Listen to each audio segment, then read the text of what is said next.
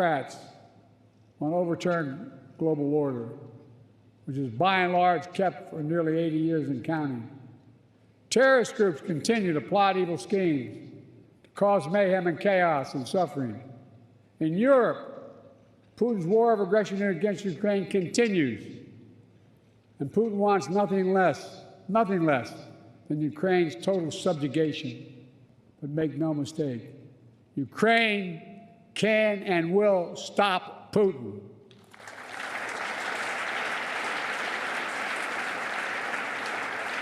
Especially with our full collective support. And they have our full support.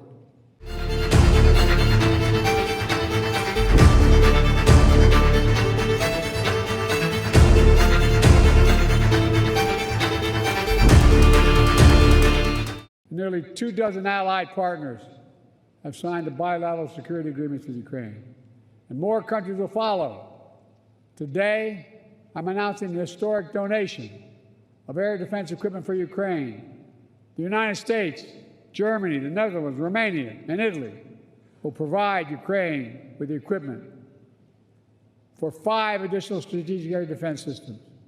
And in the coming months, the United States and our partners intend to provide Ukraine with dozens of additional tactical air defense systems. The United States will make sure that when we export critical air defense interceptors, Ukraine goes to the front of the line.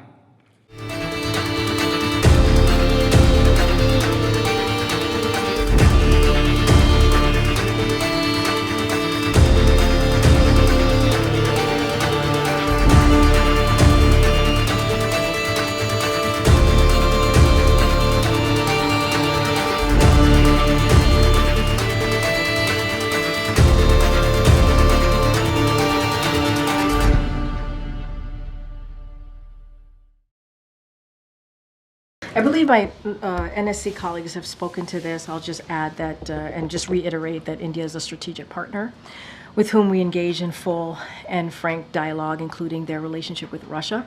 And we've talked about this before.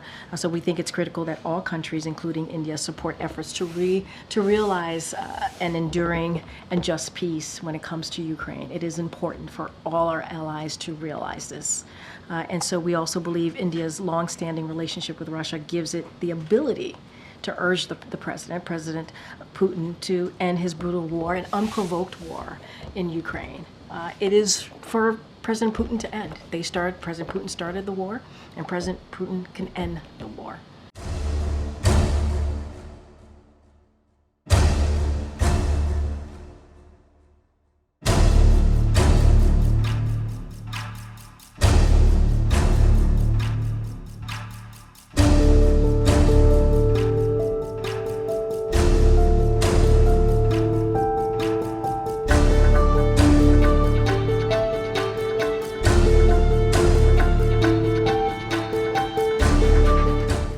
Everyone is waiting for November.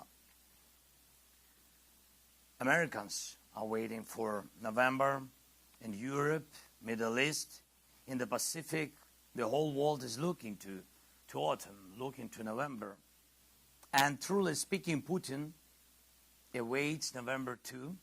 It's time to step out of the shadows, to make strong decisions work, to act and not to wait for November or any other month to this end.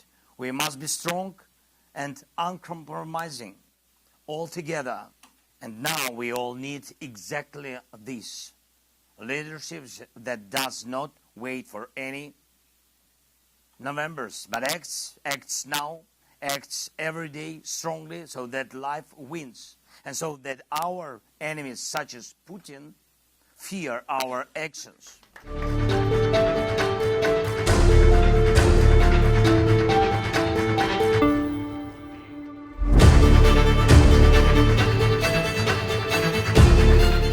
Biden and Trump are very different, but they are supportive democracy. And that's why I think Putin will hate both of them. I think so.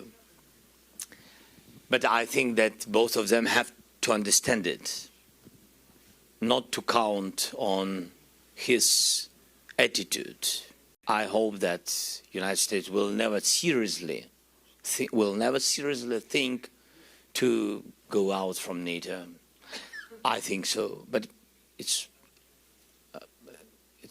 not my decision. I'm just sharing with you my thoughts. And I hope that if people of America will vote for President Trump, I hope that his policy with Ukraine will not change, and will not change. You don't think he can solve it in one day? I don't know. I don't know very well him. You know, I don't know. I had meetings with him, and we had good meetings when he was the president. But we didn't went. I don't know. Maybe I'm not right in English, but we didn't went through the war with him. And only during the war you have to understand: can you count on somebody or not?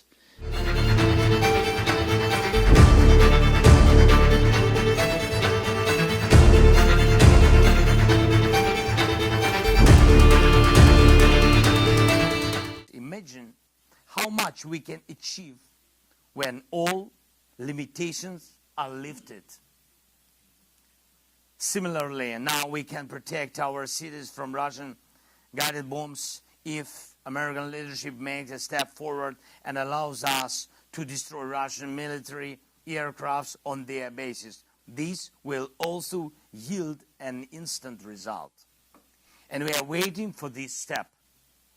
And we can significantly limit Russian actions in southern Ukraine and push the occupier out of there if American leadership assists us with the necessary deep strike capabilities against Russian military and logistics in our Ukrainian Crimea.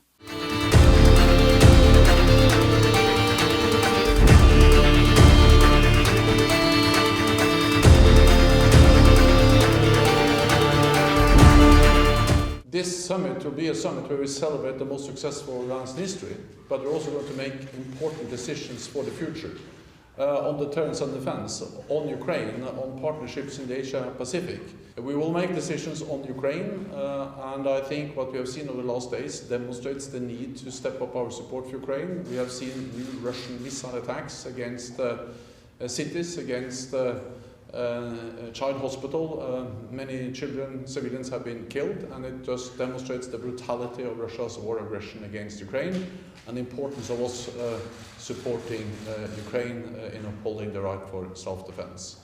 We will do more together on deterrence and defense.